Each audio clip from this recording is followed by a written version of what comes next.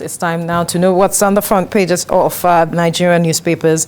And joining me in the studio is public affairs analyst Shijibomi Adebiyi Bennett and political technocrat Dr. Dayo Kayode. Gentlemen, good morning. Thank you for joining us on TVC Breakfast. Yeah. All right, let's head straight to the papers now. And I begin with the blueprint. 48 hours after killing of Kaduna University students, gunmen kill medical doctor, 7 others abduct worshippers. You find details of this story on the pages of the Blueprint newspaper. To the leadership now. 7 years after launch, states yet to get $30 million Safe School Fund. Fund was meant to help secure schools. Serap demands probe as federal government, TBN, EFCC keep mum. Katsina government deploys local dogs in schools. All right, all of these details on the pages of the leadership newspaper. To the Business AM now. Nigeria wants investors' beautiful bride, losing global attraction. Amazon, Hyundai, Kia look to South Africa, Ghana after Twitter move. Oil majors also plan exits due to stringent operating environment. You find details of the story on the pages of the Business AM.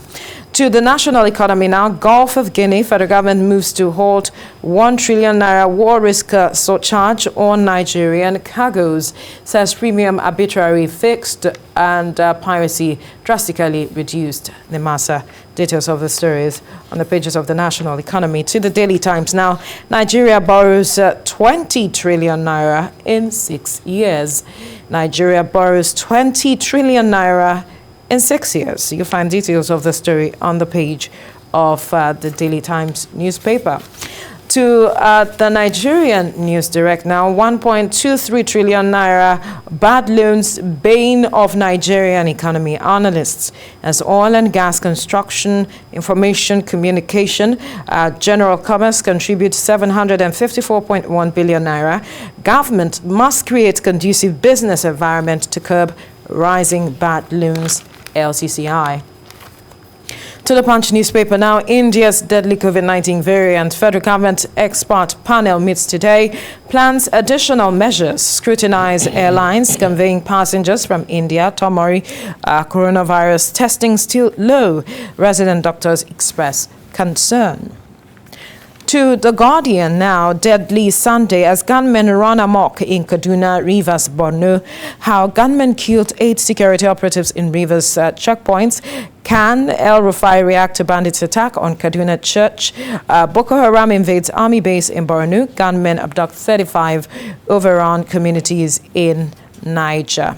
We move quickly now to the Vanguard newspaper. Insecurity, Southeast governors Ohaneze align with Southwest. OK State Police Security Network ban on open grazing. Ask attorneys general to amend existing law.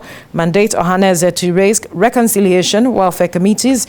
Gunmen kill 8 security operatives in River State. You find details of all of the stories on the pages of the Vanguard. To the Daily Sun now. Killing spree continues. Gunmen murder with security men in Rivers. Attack church, kill medical doctor, abduct scores in Kaduna. And to the Nation newspaper, soldiers, policemen killed in attacks on checkpoints. 3 customs men die. Bandits killed doctor in attack on Kaduna Church. Boko Haram hits Borno town. Sect behead teacher preaches in Gaydam. A really sad story there. And finally, on the front page of the Daily Trust, thousands flee homes as Boko Haram holds Gaydam. A family of 11 die in crossfire. Insurgents slaughter teacher. 1 other. Buni in Abuja meets CDS. Military base raised in Minok. Gentlemen, so many stories to look at this morning, especially the security situation. When you look across the papers this morning, it's such a sad development, especially take a look at the Nation newspaper. Soldiers, policemen killed in attacks on checkpoints, and then a preacher who was beheaded in Gaydam. this issue keeps rising. We see these issues on a daily, Shijibumi, and it's generating concerns, especially when you also look at the travel advisory being given by the US. And I mean, what more can be said when it comes to addressing these issues of insecurity? Last week we said something, I said something on this platform, and I just hope, because out of passion and the way everything was going on was what made me to issue that statement. And I pray and I hope that it's not going to be like that. And what was that statement? It's that there is an adage, like I said last week, in Yoruba that says, if it doesn't scatter, absolutely scatter, then you can't put it in order. So, and I think that is where we're going in Nigeria. Every day is one news of death, murder, insecurity in every facet of our polity. Not only soldiers are being killed, policemen are being killed, custom officers are being killed, civil defense people are being killed. And we have a precedent. We have people that are vested with this responsibility. We have people that are taking money, that are being paid from taxpayers' money for this responsibility. And if we are not careful, within the next month, because look at what is happening in Chad. That country is going to be, it's not a cause, it's going to be unstable, more unstable than it used to be. Let me just put it like that. Because here you have France supporting illegality in that place. And we have some military generals that are not very comfortable with the arrangement. Absolutely. So automatically you have created opportunity for saboteurs. As of yesterday, founded or not verified, we had that refugees are already crossing into Cameroon. Where will they end up? Is there. So when you have law and order brought down, then and our policing system is nothing. As of today, we don't have, I just advise, I'm using this platform to advise every citizen of this country, when you get to a checkpoint or when you meet a policeman, right from now, please treat them with utmost respect and don't ever be confrontational. Even in Lagos, you can still be a bit covered. But do you know what goes in the mind of an average policeman now at a checkpoint with what is happening in the southeast and in the south-south? Do you, because it's like they are aiming for them in each of those states. So they are at alert. They are even scared. Now, the security situation in the country is even below low. We don't have anything called police. Don't let us deceive ourselves with one inspector general saying something and a president saying we go after them. All right. I just wish we can have a respite to just get us into from all these problems on time. Dr. Dayo Kayode, let's get your reaction. It is becoming beyond appalling. Somebody called me from Abuja yesterday, and he was telling me, look, his interest in reading dailies these days is now zero. It's either one killing, or one maiming, or one kidnapping, or one raping, or abduction, or some people stealing money and saying it has been swallowed by snake or eaten by baboon, or some people who are supposed to be jailed, they now say, oh, he's sick, then being brought to the courtroom on a wheelchair and all that. Where are we going from here? There was a news there talking about Nigeria before. Being the beautiful bride. I remember in those days when we were growing up, you see Kingsway, you see Leonard's, you see all sorts of beautiful, beautiful things. You see children, kids, riding bicycle even on the road. You see children going to each other's houses, playing football here and there, and coming back by 7. Where are all those things now? It is becoming an unbecoming. And why are all these things like this? I've been saying it.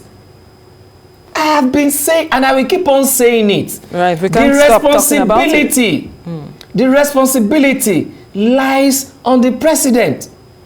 Remember, on this same platform, when we're talking about changing the service chiefs, I said it's not about changing the service chiefs. It should change the service chiefs. Who pays the piper dictates the tune. It is the body language of the president that whoever is there will follow. So, that is, the president must change his attitude, his philosophy towards insecurity in this country. Listen, when we're having series of insecurity in the south and southeast, as regards people bombing the pipelines and all that, they were having reasons, even though not justified though.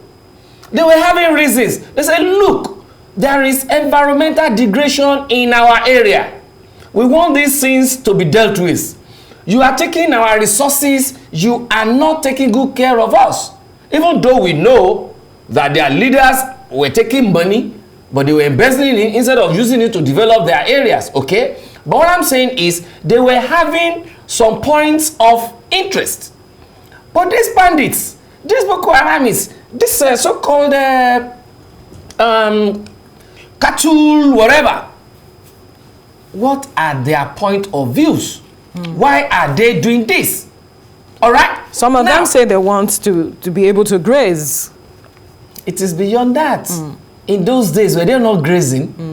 When we were growing up, were we not seeing them? Of course. Were they not friendly? Were they not just going with clubs? Were they not giving us wara? That is fresh milk. When they are coming back in the evening, were they not having what they call ulielila in Ekiti? In those days, ulielila means where you keep your cows. Do you understand? Were they not having it? There are some things behind it. Why is it that till today we have not been able to capture some of them and then punish them? Rather, those you captured, imagine this. Imagine this, a soldier who had gone to the war front with his friends and then seen some of his friends killed, some of his friends maimed, even he himself on the wheelchair, and now going to Ministry of Defense and then entering one hall and then seeing those people that killed his friends, maimed his friend, and even caused himself on the wheelchair, seeing them being eulogized, being advertised. Because they repented. Because they said they have repented. And then they are now being sent abroad. Do you understand? And here he is suffering. The family of those people killed, they are outside that same hall, trying to say, look, give us our entitlement. What do you think will be running in such person's mind? And then what do you think others that are now looking at it, no job? Look at this. Schools are all closed, no job, nothing. You think even people will not now be seeing all these criminal activities that is now yielding money as something they should go into? So not until when the president sits down and change his attitude towards insecurity, not until when people like El-Rufai now, you know, El-Rufai was one that went to so-so, he said I went to so-so place to go and settle them, but it's not saying, look, I'm not going to settle you again. Enough of all this. Do you understand? Let us walk the talk. Let us change our attitude. Come around, come to the people and say, okay, we are sorry to have done this, we are sorry to have done that. Now it's time for us to face this in scaling with ourselves. But not just talking, must also walk the talk. Listen, we have all the equipments So what is left? What is the walking the talk that you're talking about? By capturing these people and then punish them accordingly. It is only when you punish them, forget that maybe they will spill beans or on whatever it is. Like Madam Taraba said, they will spill beans as regards. We have not heard anybody spill anything. And nobody has spilled any beans. Like Bagudu, this Baguda, what was his name? That led the new PDP to APC say, okay, I warn you people that you should not do this at that time. That when the time comes, you will not be able to handle this. You know, yeah, we have had all this. Enough is enough. Yes, fine. It has happened, it has happened. But then, come out to the people. We are sorry for doing this. Now, let us all face these things together. We have drones there. We have Niger Comsars there. Our police, our military, they are well equipped. It is all.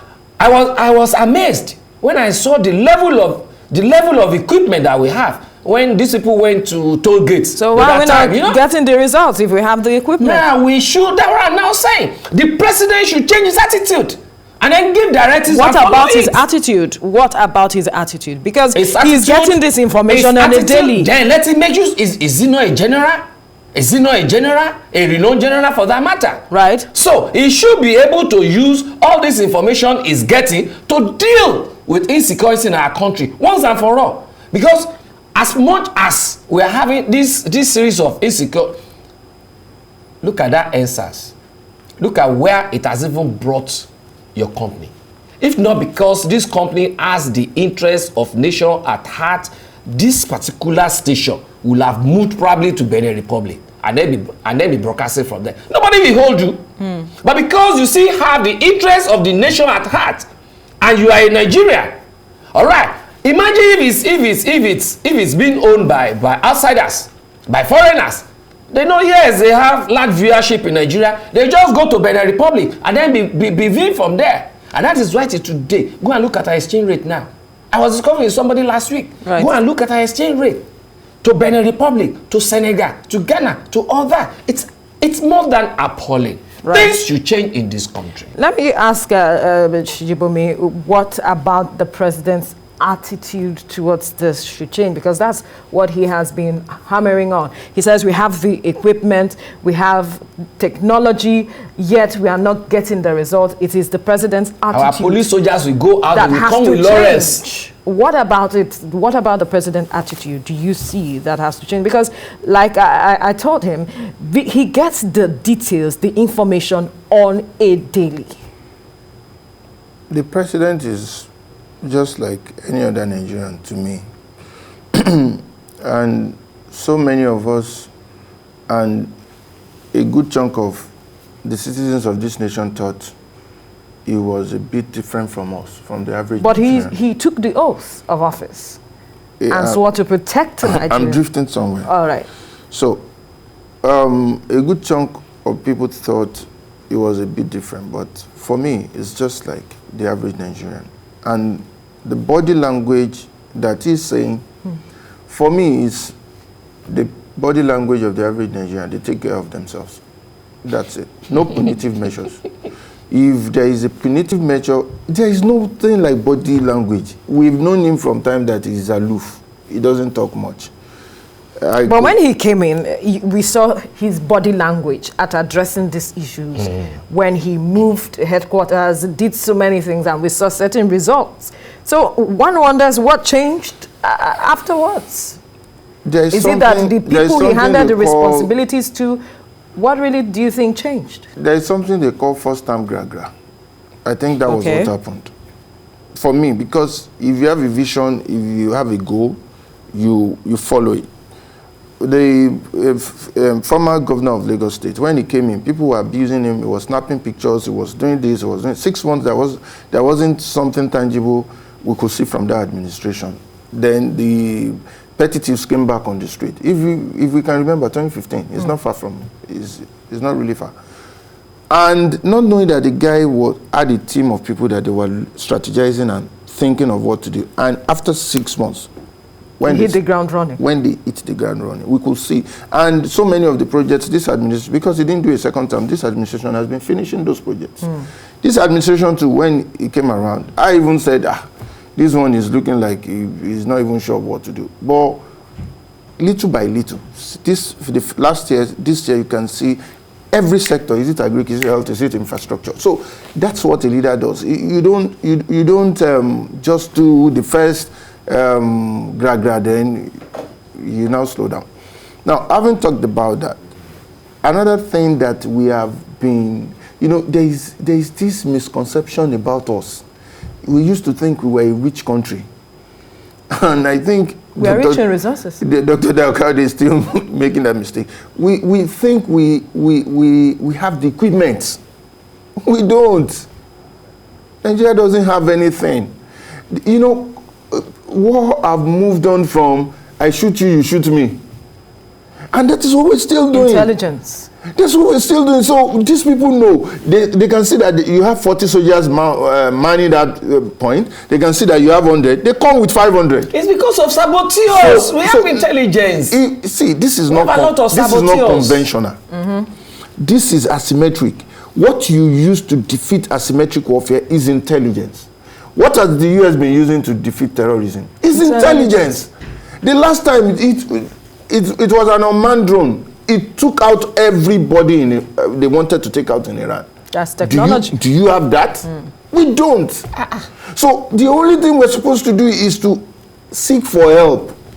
But they have said we don't need any form of help. With the way this thing is going, it will get to a time, if we don't nip it in the bud, to leave the metropolis in any state will be very difficult. A lot of people are already afraid. So this is what we should face. Then the governors, see, when they have a very strong bond, and they're the ones that can look the president in the face. When it comes to things that have to do with them, they know how to get it from the president. Look at the constitutional issue that we have in terms of what's it called? Autonomy of the judiciary. Yeah. They forced the president's hand. What are they doing? They are fighting perceived enemies in their various states. Look at what is happening in Imo. Yeah. Today you are saying it's not IPOB, that it's politicians. Tomorrow it is IPOB. You went to face IPOB where they are hiding, and you are saying you killed the leader. But it's not IPOB. It is desperate politicians. It is opposition parties. Everybody is fighting perceived enemies instead of coming together as a united front and face this insecurity once and for all. So if we continue like that, let us continue, because all of us are in it together. All right. The Yoruba will say, when the cloud is going to fall, it's not going to fall on my head alone. It's on everybody's head. Okay. Sorry, let me quickly let you understand this. Quickly, because we need to go. Yeah, do you know that? I don't know how far you are aware. When the US came here, the US came here, and they said that, look, it's not that we don't have intelligence, but there are saboteurs. Right. The South Africans also came here. The same thing. We have that intelligence. It's all about saboteurs within us. How can you take people that have been killing and then you are bringing them back to the society? What do you think they will do? All right. It's not about they will sabotage. We have to leave the conversation there now. Political technocrat Dr. Daokade, public affairs analyst Shijibumi Adebi Bennett. Thank you for your time on the program. Thank you for having me.